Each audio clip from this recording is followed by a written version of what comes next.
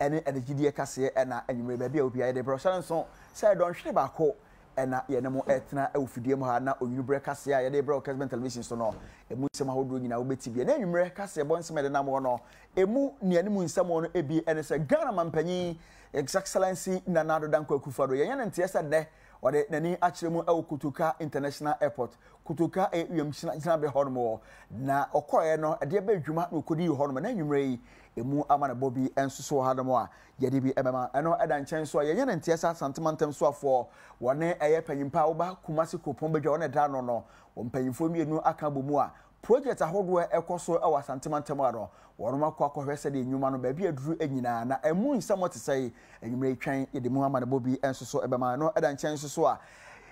ene NPP amanyuko no woroma friends central for na NDC for na nka ni da kwan se kane ye won manifesto na kobo pa hontoma entimi antentam na sa manifesto no wantimi amfa amagana for no NPP for akansem piafa ho a emu amana bobi ho anwumre yede be ma no eda nchen so a say da ye no na betwe so na yede makonkofo ama so na Uganda mamu so ara ho sem bia si wo che se ayere mu bi etete ye wo manu mu no aba beto dwa se nkwada be se edutan ayere mu no akuomo amomo atona na bonsera koya sefem pai be ko no anwumre na yede ho ensem esoso ama no eda nchen so adwede mu nsem mu esoso yede be ma no eda nchen so afei edihidie mu nsem ni nyina no yede be bro bi ene barema ba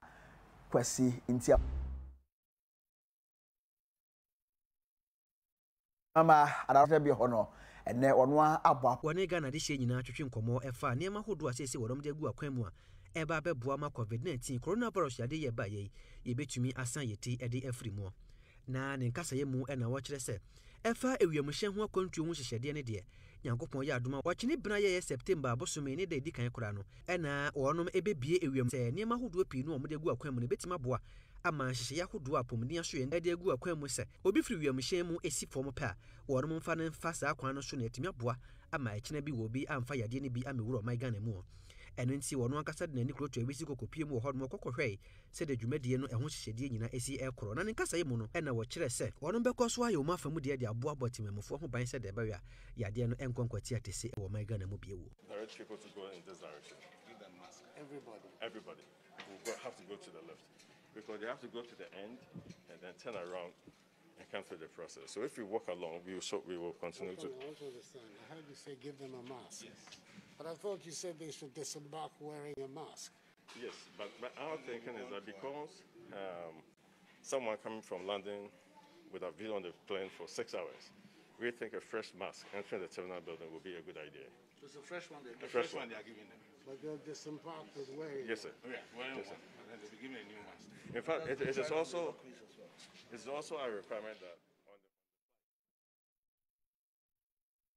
Arasmama na chasakakra ni nyina no ayo mampanyi ene na proba ode ko Kutuka International Airport anase wiemhina ginabre hodmo no anamu ensem kakra de mana yeda so wo eye Kutuka wiemhina ginabre hodmo na ene ye yana ntiasa so afo panyi na wono na yedu prehu nsensem so ko beka se Minister for Aviation wono so akasa na ne nsem oka nyina ne se Ghana ni suade hunu ene ne dae so se daachi bia bibrema to hanmo ye po man ya bibrema to hanmo betimi agina brane ewo wiemhina ginabre mu a Ghana ya boy homodna sa botaye so da so sie ni so pa na otoa ne nsem so no na Kessben television central for man kai na no ye de som so ma woda ewiamhye ne wompempana de ano mekire aviation minister Joseph Kofi Ada na asese wode nsem atodwa ya wo kire se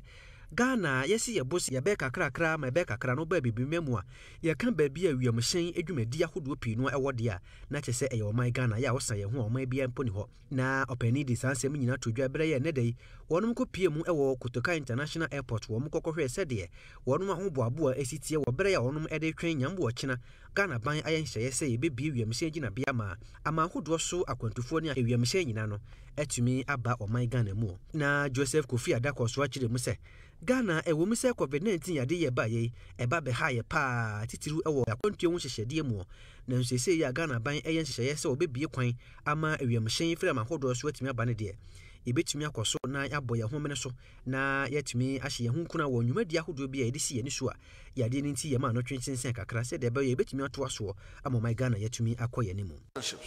Why are we looking for partnerships? We need to have what we call aviation training organization in the West and Central African region of the continent of Africa. We do not have any pilot training facility within West and Central Africa. We do not have what we call the maintenance repair organization, which is the training of technicians and engineers to service aircraft. We do not have dedicated fixed-base terminal, meaning that we don't have a private jet terminal in Ghana. We are trying to set up one. We need a big cargo village. What we have is relatively small. If you compare us with Ethiopia and other countries in Africa like Egypt, we need to have all those. We do not have the money to that. We are anticipating going to partnership with all kinds of potential investors, Ghanaian or non-Ghanaians. That will be subject to whatever national interest that we put ahead of anything else. And in that negotiation, we will not sell the airport, we will not privatize the airport, we're not going to have any management contract. So I want to make that very clear, that we are not selling the airport, we're not privatizing the airport. We want to create jobs, more infrastructure, expansion of the airports in Tamale, in Kumasi, and completing the rehabilitation of Sunyani. We need more jobs. So we need more people, especially those working in the aviation sector now, who wants to go there and take a Arisma Maida Swawo aye Kotoka International Airport anase wiem sina jambe hormo na Arisma ma se yebekai na se yebehye nso enra Ghana mampanyi His Excellency Nana Dankwa Akufo-Addo update ewo COVID-19 de toso edunsia no o mampanyi e ka kire Ghana for se nyame ya adom na sodom for the chain ya echina ebena ye Kotoka wiem sina jiabe no yebie atum amene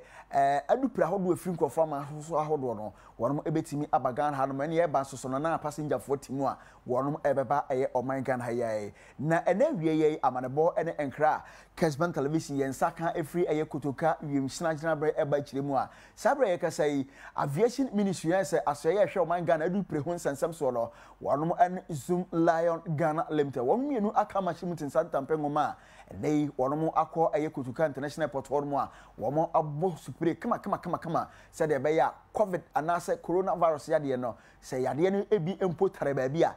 supre na hodo no mobo no ebetimi aku sa mo nyina na general manager wono and vector control e Zoom Lion Ghana Limited oda no eye Reverend Ebenezer Kwame Adey obama ne tudwa say sa dwumadie yi a ene wono di ye ewo Kotoka wiem sina ginabre we enye de dikan we ene de toso mienu na wono mu arehemu say supre ahodo no mo ebo ewo airport wono no enko na wie ye no covid yo anase aboa boni bi ewo eye hormone no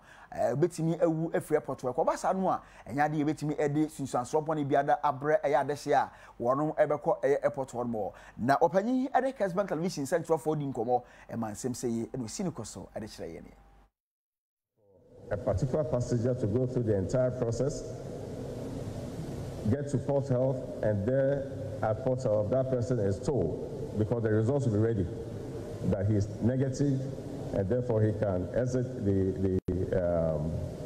terminal building and come into the country. If you are positive, like the Honorable Minister just said before me, you go through our medical protocols in the nation, and they'll deal with you. And so, that system is so convenient that passengers will practically go through our terminal building with only a fraction of time added to what they used to do before. Okay. Now, the general measure that I spoke about includes the measure that anyone who comes into our facilities would have to wear a face mask. Within Ghana, we put in the measure that everyone should wear their face masks. I have to put mine off so that you can hear me. That's why I don't write it down. You do so at the departure hall. We will have people there to ensure that if you don't have the face mask, you cannot enter. It's not just going to be a sign. There will be enforcement at the frontage of our terminal building, at our departure terminal building. Also, Port Health is going to screen you. And in all our facilities, there will be markers on the floor to help users of the airport to social distance. So similarly, during the arrival process, in addition to all these fine processes that we've defined, there will be markings on the floor for people to follow and to safely social distance themselves to prevent the spread of the virus before the test comes out, and even after the test comes out, because there will be other agencies working within the terminal building.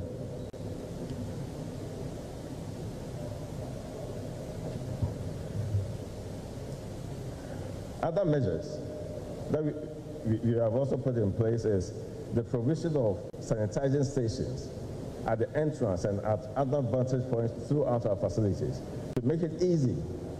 for passengers and users of the airport to sanitize their hands so that they do not propagate the virus. We have also installed snake shells at every service point. I believe you will get the opportunity to take you through our facilities so that you can see this for yourself.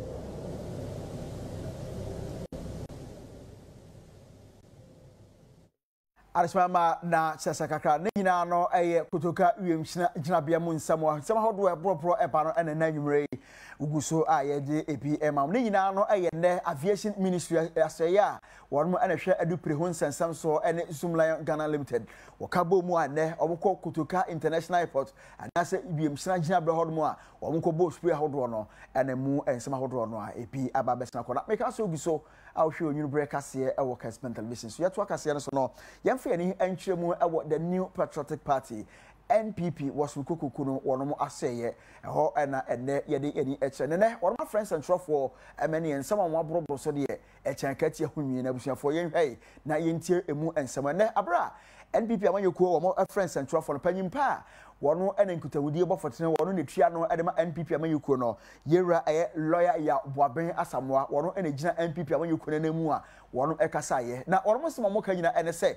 NDC for na ka need akwan se enede ye na party manifesto no na nko mbeka ho ensemo na afi so mo poundtoma ema Ghana for ehu de etuamu na so entimi antentam ama NDC for aye se bosomi ekowam ne deto so aye enson 7th September na wono party manifesto no wono eba beka ho ensemo na o mapa ho ntoma ama Ghana for so ehu de etuamu na ene MPP for reference and for o mo kire se NDC for sha masha da na de bia wo manifesto won mu etu sheda da wo twekọ akire na wo twekọ akire nyina ne se won mu ni papa bia e ka kire Ghana for na won mu nsam nyina asa won mu je bra pebre na MPP for na no manifesto wo be ka kire Ghana for no won mu yi mu mako na afi so ma ba ka kire Ghana for na lawyer ya Boaben Asamoah won e de MPP amanyeko nanim kasa ya ensem se ye enabusuafo o de to edwa the president ne said what bicycle so a break enka ho nyame ncha de ye kokurumuti ebo break man ene wose yensan emfa no embra no metra sa bicycle no so no wonfa ye daachi papa we pa entu chacha pa we na ye say eba ne sa ebe ha o man no nti ye de aboaye ya hyehyeye ya de niema soronko ebremo ewo ye manifesto ono ne manifesto osimu be ya afini na osimu so okotwere manifesto osimu ne yekura ye mo ye nso da ye se ye betwere ye de wo so okobusa Ghana afa na nyina de onfa nhye manifesto no okobusa Ghana afa na de onfa nhye manifesto no na niku edi mfie aduowotwe ewa aban mu Fourth Republic wadi mu president ifie nsia wonim de Ghana for pe afi no wokohwehwe omkohwehwe wie no de bre wa wagye ato ho se wo beda na di ena yen de ya twere manifesto yenim de ye ko ya twere manifesto ena ya tu di se de beto abonte ehwa no de mirika beka se ono nso de ne de beto abonte afi de manifesto EPA ya omo de no people's manifesto na yira yentie ni se wo mu duapo wo mu hye kukua mu duapo afi no mu eduedue yenye manifesto no aduapo Arismama nidin e de lawyer ya Boaben Asamoah wono e na okọ NPP amanyekuo mu a enkutawudie bofotene wono ne panyimpa oda no ne omo friends entrofo a ene NDC for manifesto muntimi mfa manyina mu nsam omo dwiri bi e de ama omo no na kakra ababesa kwara meka so gu so wo hwe onyu breka se o Kessben television so ye na ho tiawa emra na ye ba ensam ne bi e wachire ye ba sisie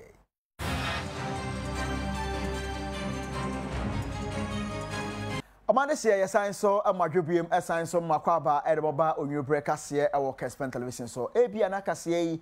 woni television o de smartphone ben woro obetimi abie so call abefo tintan kese so a www.facebook/KesbenTV call no a obenya san so na YouTube/KesbenTV kase obetimi ahwe honom na yeto akase so yemfa yani nkyeremu ewo Asante Mantema na yenye ntie Asante Mantema so afo Yewura Simon Ose Mensa ene panyimpa wono ene ye amrado da Kumase Kropon bedwa no Yewura Ose si bantwi panyimfo mienu wono maka bomu a wono abo afro ewo Kumase ene ne mpotemu na probo no de ne tuamu yensantrofo de ekyenka yeri nyina no yede mamu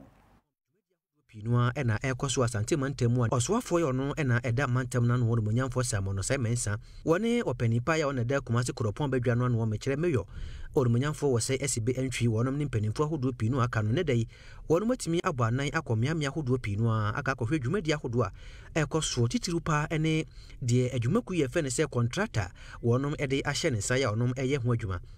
de edi kan kora eye konfano chia ban ya sabia maternity block wa baby a yebeji ema wo ya yebesi mfie aduanan nie general kutu achampon ohya ase ya yebesi nei wonom enko ho ababaye asefem pa ewo pom ho no asese de aban ba ye wa hye se wonom entoa so ya kwaje bosi anye kuma kora wonom firi ho no kora mpo no mudu mani eta twirem ewo Kumase Central Market foforo ya asese wonom atu adwadifo nyina ya wonom ba be nsisi ho no aye bia foforo kora de ma wonom ase de beyo na nipa pempem no betumi anya kwanya ho no akakodidwa na ebre ye du Kumase Central Market bia ya asese ye yo no ye ne wo panipa ya ono ena ye project management consultant eye Mr. Tony Yabua wo kire mu se de dwumadie ne pompon so akakodro ne de ntie nam so ema etwe kwa kire kakrasa. This project the contract came into full force and effect last year, and we took steps to relocate the traders who were here to various areas that we have constructed for them. The actual construction, the notice to commence, started in February this year. After the notice of commence was issued, as you are aware, the COVID situation came. Some of the staff who are supposed to come here and work beyond the borders of Ghana. However, as you could see, piling has started. We have about 50% of the site now. Because of the delay as in relocation and the COVID situation, we've done what we call the change order. So we've done the procurement of the main steel works, the main steel structure. We've already placed an order. Immediately things improve and we are able to get the rest of the site. Construction will pick up as quickly as possible. It's a 48-month contract, and despite the delay, we are quite hopeful that we will catch up eventually when things improve. Na probo no nyina wiye no na Asante Mantemu so afo no munyamfo Simon Ose Mensa wonom se nkyerofo twetwe nkomo kire de ntie nam so ma ne dai wonom ekọ sa probo yi eye konfanochi be a abatan no maternity ward na si wa cheda dada na ejesi wa efie champon blessing ntimi wiye no na ekohwe no nia bakegitia second phase no Central Market Development no so yedi ni akohwe senia adwuma no si kosofa na nia san akohwe airport dumadi no senia ko na fe 100 kilometers of road bosomi dumienu a etwemu afrase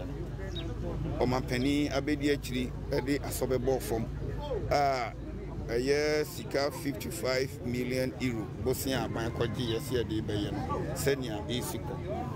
na entino me frère mayor na me frère asokoroma pom municipal chief executive na frère oforikum timohwe ababi ekubia ye ne omo na ekofie omo ne si mampani anamu ewo saa mensi nyina enti embre bebre no omo no etako na emom no omo kɔ no wo ye regional minister nso a ho ana nso akɔfakiri na ahwɛ sɛ de adwuma na yɛden ɛkɔ ɛne nyina bɔ na man ya bɛhwɛ na minim sɛ mo a mo bedi ho adanse sɛ adwuma a yakɔhwɛ ne nyina no sɛ be sɛ ne a wo ma hyase ɛyɛ no ɛkɔ yie pa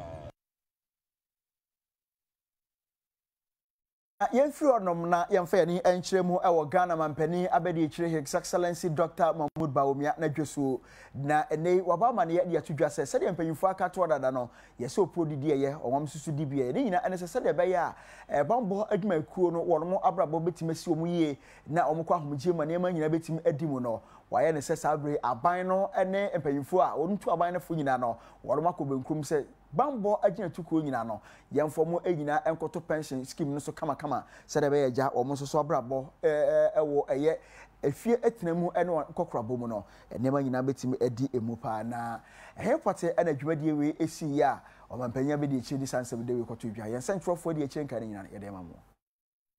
ɛna Ghana mampani abɛdi akyire Dr. Mahmoud Bawumia wɔde n'animonyam ekopie dwumadie bi akyi yɛ nom ɛpon asuafo bi asese wɔnom akakɔgye nteteyɛ yɛ wɔnom ɛba bɛyɛ asrafo ɛwɔ ɔman mu ba bɛhwɛ yɛn prisonfoɔ so a wɔnom ɛkyerɛ sɛ dwumadie no na ɛnika yie paa na ɛno ɛna ɛbrɛ yɛ Ghana mampani abɛdi akyire wɔnya akonya no wɔkasa no wɔkyerɛ sɛ nipa pii no a ɛna aba bɛwura asra dwumadie no mu a wɔnom atwitwi wɔnom tire no nyinaa ne sɛ wɔnom kɔ ahomegye mu a wɔn sikasɛm no yɛ na akakɔyɛ basa de aba wɔnom anidasoɔ bi ampo ɛni hɔ ne sɛ nti sɛ de Ghana ban ayɛ nsuhyɛyɛ sɛ wɔbɛhwɛ sɛ obia yɛ ɔyɛ ɔsrani wɔ man mu no deɛ wɔnom ɛde wɔnom ahomegye akatua no bɛfa dorobɛn baako mu a obi deɛ ɛnkɔkɔso nkyɛn obi sɛ de bɛhwɛ aban no bɛtumi anya nhyehyɛ kakra ɛde asom wɔ mu deɛ fɛ ne sɛ kaptɛti ne bie ne sɛ nti wɔkyerɛ sɛ bambɔfoɔ yɛ wɔ ɔman mu no wɔbɛhwɛ sɛ wɔnom nyinaa bɛfa saa kaptɛti yi mu a wɔnom sikasɛm ɛnkɔnkɔyɛ basa wɔkyena bie na ɛbrɛ a Ghana mampani abɛde akyi Dr. Mahmoud Bawumia wɔkasa wɔ dwumadi no aseɛ no sɛ bi ɛna wɔkyerɛ mu fae. Ladies and gentlemen, I'm also pleased to announce that the cabinet has approved the decision to put all the security services in the country on the same equal footing as far as their pensions are concerned. So going forward, all security services, including the prison services, will operate under the Cap 30 as has been the case for the Army. In addition to the support with 40 medical personnel seconded from the Ghana Health Service, government has provided prison establishments with PPEs, infrared thermometers, soap, tissue papers, Veronica buckets, and so on. I would like to commend the prisons administration on the swift manner the service joined forces with other agencies in the criminal justice system and the Ghana Health Service to respond more effectively to the COVID-19 threat. Let discipline and professionalism guide your conduct at all times. I also entreat you to internalize the principles of vigilance, humanity, and fortitude. These must be your watchwords in your relationship with fellow officers and inmates. Treat the prisoners with care, respect, and decency. Arisbama na yetu akasia nso yede yani ekyiremu ewo eye etifido mantemu ho na yede yani ekyire da yenya ntie so omahina wono enewo namo nananum atrankonya sase so eye namo da Daniel Bugri nabu papai wakyase yi block a kane mampani yera John Dramani Mahama obesi ye ewo namo ene ne mpatem ho no ebesi na ye kasanya de asa yi block no yetimi awie na namon da Daniel Bugri a wono ayo mahina wo nananum atrankonya asase so e wo namon e wo semantam mu no wo kyerɛ saa yi block no John Dramani Mahama ene NDC aban no ɔnom ɛto aso no ɔboto aso adru baabi ansa na MPP abanwe ɛbae na MPP abanwe so ba nya de a ɔnom etima to aso ɔno na ɔtoto sra aban sɛ aban mehwe na school no wɔmɛto aso mfama na de hye a ɛwo pomu asɛ de bɛyɛ ngomasua ho nsɛm wɔ no ebetimi adi eye emu na abra na namo da Daniel Bugri nabu na one sensuafo edi nkomo na de sede na kakra ni happen like that. Ohimpon yo Namong traditional area Namong da Daniel Bugri Nabu ona se de wode ne santo ne seye mu a wo sere Ghana mampani ene na pamfo se wo sere won mada efa enwomasuya wo sensem de yade se pom ho no mo ne ho akwatwe pa na nanum ho na NDC aban ba ya wonum eba be pagya e block yi bi ede esi ho no mo anka mu wie ya ebe boa me no aye senior high school ye dikan kura yanka eba pom ho no mo ababoa won mo wo kire se ka to ne bo na nkomatimi ate ho no mo sen firi dwumadi ne ho a ofia nto ata na adwale aba mo wonum efiri abanwa so enam so ma MPP amonyokuo eba be foroye nenso so opani kire se ebesi nei wonum agya dwumadi na kansensemu a wonum ento aso kura wo kire se ne senti wo kire se animonimu ya wonum hwe na wonum mra medisa e block no hudwuma emma wonum ne mboa epom ho no mo. Our children cannot go to school in this area. Small and complete. And when it happens like that, our people cannot go. They can't go to Bunkuru, neither they can go to Napano. And these are the only area we have access to secondary school. So we are now come like cripples. I'm appealing to the president to help to give directive for the secondary school to resume work. If you look at 90% work has completed. I believe you people have taken pictures and you put it in the television for people to see. Ohimpon yo Namong traditional area. Mama na ye free odmono na ye de ani kiremu e Progressive People's Party PPP amanyoku anasa pre papa preko amanyoku na Dr. Papa Kwasi Indum kofa abaye no ho na ene wo mo so wo friend central for ne amani ensem o maka kire eye central for de chakati ahunwi na Progressive People's Party PPP amanyoku mpanyifo kire se obeye mampani anasa aban bi ebetre o man Ghana kunya so a wo hia so befa asoafo bebre so aban kro no wafa asoafo aduanan ye 40 won betimi abu oman no amana yeye na san pipi aban we behanyame anim akọkọfa asoafo bese wo ha ani aduonu miensa no eno no anya ade e betimi apo akora na ene omo ekasa na panyimpa wo no ana kutahudie bofotene edema eye Progressive People Party amanyuko eye pa call akon wo chese sabre ye kasa ina Ghana sikani hanom na akọfa asoafo bebrebe obede atiwatwa eye wonka na wo chese enokura ne ka hu bia enei ama proye ene kankan no adwari aye aban ewo Ghana hanum nyina na opanyi ere sanchwafo ekasa no ensema hodo kan no kakra ni. I think it's also important for us to reduce the number of ministers. 123 ministers. What is the point? We think that looking at our population, the challenges we have, we should not have more than 40 ministers. The 40 ministers is enough to run our country. The final point is for us to also look at the appointment mechanism. You can't appoint your family, friends, colleagues into government. If they misapply funds, you can't look at them in the eye and tell your special prosecutor to take them on. It will not happen. We need to face facts. So these are the critical issues that we must deal with. If we are not able to reduce the number of family and friends we bring into government, we will just be telling ourselves and be telling everybody we are fighting corruption when we are not. And let me conclude by saying that we are one of the few political parties since we were there in 2012. We as a party have always, in the 2 elections we have contested, we have submitted our audited accounts to the Electoral Commission. I heard Jacob say that since in the last 15 years, no political party has done that. We in the PPP, we have done that. The EC is here, they can confirm. Enti na eno we a Progressive People's Party PPP amanyoku no panyimpa wono na nkutahudie bofototwa no yewura pa call akon enso so ede eno na eno so ne yedi gina awafisem mu ye na ho tia obi mra ba etwade mu nsem awakire ye ba sisiye.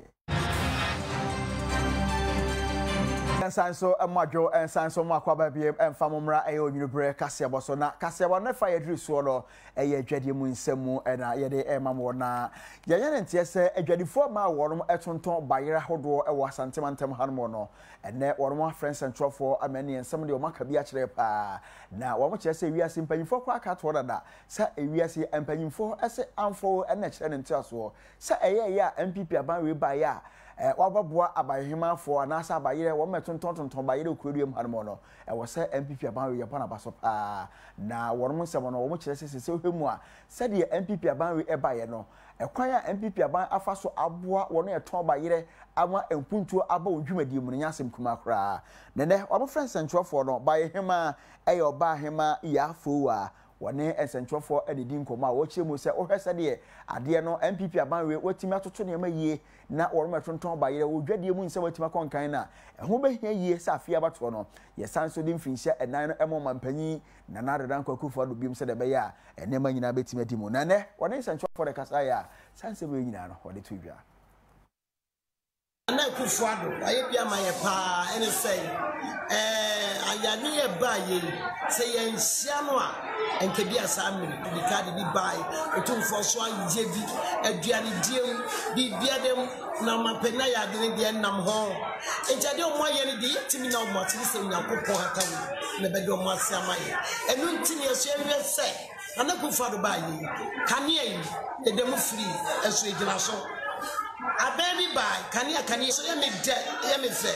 tete nwa ba kwa eye media be yonko ba kwa eye media me nana kwa eye media enkware ko ye yenti timi yenti jame yenti sana na mitiri ya me yadi mi pefie etinya mini penim o mampani akofua do onyankopon o isran mai ono otumfo onyankopon nchama otumfo so de pai bo eternity enu onwa ba na hema e tana na akofua do ati na akofua do ade wa ye di ebi nsida ade ba ye se ke bi amani kwa na waso kwa no enko bi etu e medom be wo ye e me yadi de konkom na akofua do se enipa hu nya e no kre enipa so nye di hene ye ni otai so hene o ta wo bi na di so hene ye akofua do do ye obeje ti bi so kasa kwa no wo ye me mbọ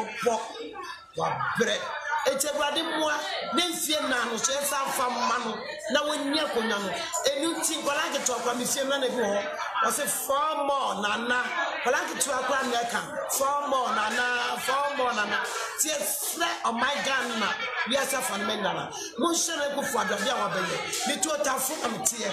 ni fie kwa na anwie na ku fuado da roma o fa pa kwa ye ta fu ko o fa mo jinzo ngwa ko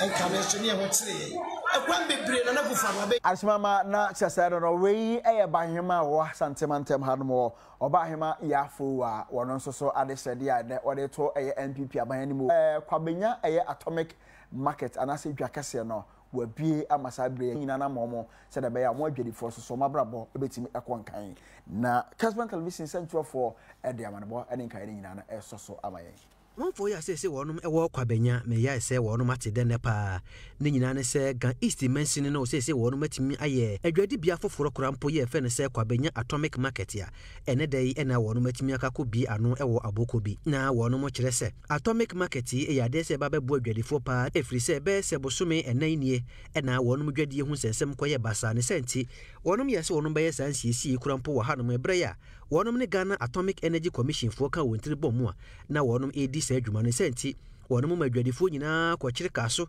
ewo bia ba ko se wonum ndi dwa prempren ya kosi bra wonum betimi awie sa bia foforo edi ama wonum so Nyankopon chade se de kwabenya atomic market no wonum atimi asie awie kura ya dwadifo afei ena wonum bekomu akakodi dwa wo mo kyese sa bia yi ebebo adwadie pa frise nipa pempem no a ena wonum ewo gan east mensini mu a se adwadie hu tena bia aya dindi ama wonum a we de ebetimi abo yi wo mafiri ahohiahia mu nenu na ban krache ye ono ena ewo gan east mensini mu eye onumunyamfo genetulasi mensa wo kire se sa de ebebo pa na ne nyina di adanse se Ghana man panin susu ne ni abrese korodom a titiru ene emba ye di bodwa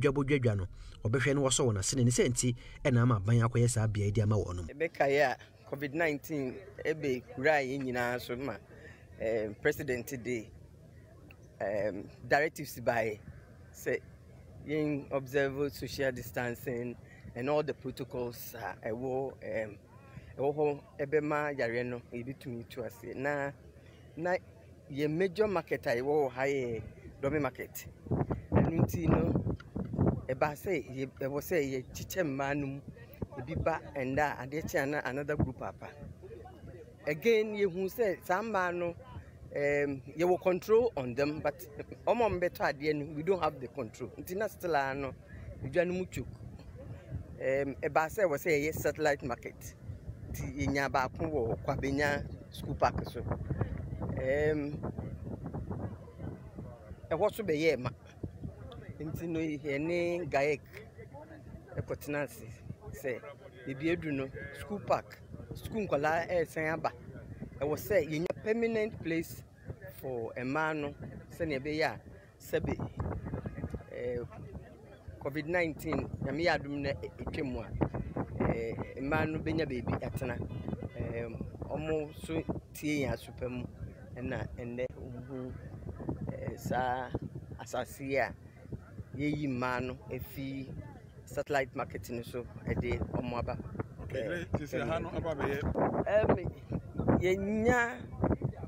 In fact, you used to the assembly members in your data. We are looking at not less than 3,000 and even more. Your president OPEC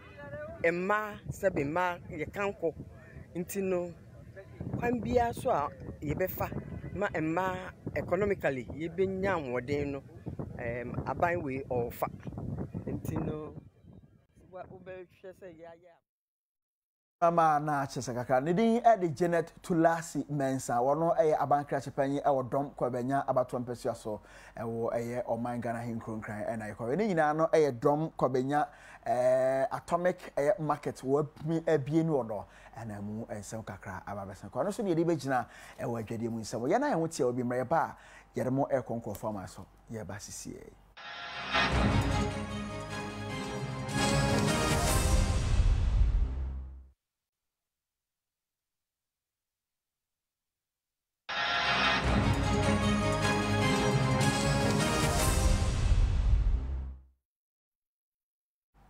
Omande she yensan so makwaba na yedemo ekọ farmer so na yekọ Uganda mamu a arawosem enkra yensaka efi oman no atifi atoye north western Uganda ebachiremu a sabre ayeramu bi a eteye ewo mamu no ekum kwada makomako edu 10 ama yakase woro mu nyina da atwa na number 1 do asam no akwa ya sefam yensantrofo adi amanabo nyina chi anka nyina no yede somso arewosem ya say ye free Uganda memu eba kire se wonom ahinkuro ba ko ye fe ne se aruwa emofra makomako enkono ye omadi mfie be se dumiensa ede ko edunum so se wonom nyina timkaja wonom ahwere won kwan ebra nso kese be yi nitria ayeremu ene agrada FM epapaye na wonom kire se sabre ye nsu ni hia se eto Uganda memu no na sa mofra be se nkuni wonom abonten wonom ebo borwa preko pen wonom nyina ko wura pata bia na ya bono esi enchen honom baabie na wonom kire se wonsu ni mu a nsu ni hia se yiria na yere motete ya ma agrada dwudwa ya ebi ekodwasi apata yi mu anam so ma mofra enkono yi wonom nyina timkaja wonom ewu wonom kyese sa ewu we ya ba ko ha wonom papa wo yi bese emfie enkono ni ya ho so oye ne kase bi se yato wonom a enam so ma nipa du nwatwe ehwede won kwa ma ni bese aduonu nwatwe nso so ewu sa na otwe koro ni mu a ewo ayera mu ya etete ye bia wonom abonyenya pa wo sa ewu ya ato wonom ya se wonom nka bi nhyiamu yi na wonom kyese Uganda mamu eyoman ba ko a obi enim se wiam sachira ye wo honom ne danso ana se de na ekoso honom a abribia nsu be yi ne tie no na aka koya rehosem pa ede ama wonom asese de woman mu nyina no Arismama yesan so emakwaba na enigidie mu nsemu no se de Ghana obeka na no memende twam ye Vodafone Ghana Music Award VGM na no ekoso no ababetodwa se o Ghana o pe dwomtuni pa o ya ade pa no a ene Kwame Eugene ene yetimi ede abasaba no ho nsebo nyina ama no na wei ade nkan bebre Kessben television de akira nkan nyina no de ekoso ewo Vodafone Ghana Music Award mu nyina no ye nyina esoso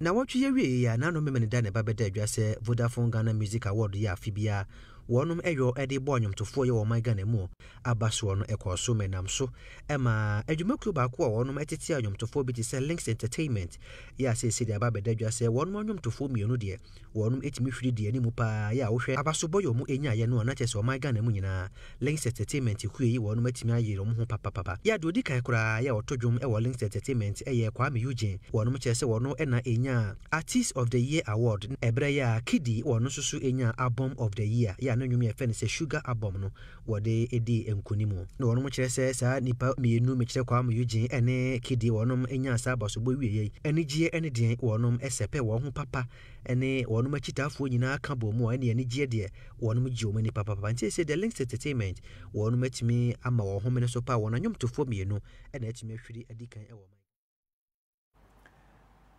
for na chesaka kranti yabema Kwame Eugene ene Links Entertainment nyina trinkwa ewo na no memenda abasobo bafu a wonum ekwache bae na ye free ehodomo no yemfa ye ni enkyeremu ewo eye ensem asese edi ahim ene ade ncheche ewo Ghana na ye ka ne nyina ekowie eye America na America sese die enya de wakora na ye nyane ntie se oba Ghana hanma soafo panyina wono ene hwe eye nkitahudie onsensem so ewura Esla Owusu Ekufo ye kasai wano so nensaka America passport wa obetimi abaya santemante ba na dwumadi bi opese obedi bia no wotimi edie na asam ne nto aso ne kaire nyina no ye sentrofo obo akira ne nyina no ye de somso nenum wo ena ba beda adwa se mrante kwa bi omu ewo asantemante mu ahinkuro Kumase mu wono ma hyase ye omu ebo ne ma bi hu dawuro ne nyina ne se Kumase wono ne ma pinu a ene America fo se enti edi Kumase ne kora no wono atwa ne tia ye omu afre ne se America ya ne nyina edi adanse se enkitahudi ye da Kumase ne American temu no emu eba be yire pa na wono wo mu free Kumase de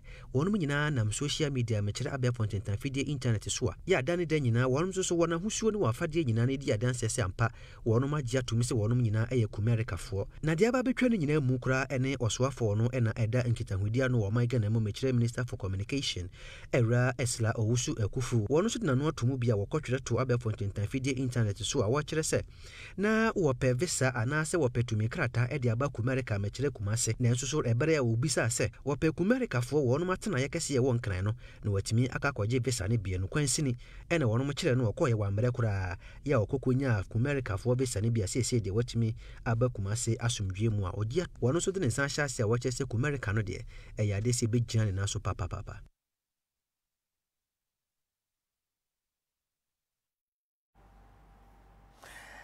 Alasama na cheseka ka ne nyina no eye America ene trend ya na mi so mi busa we na nwumre so wo Kumase a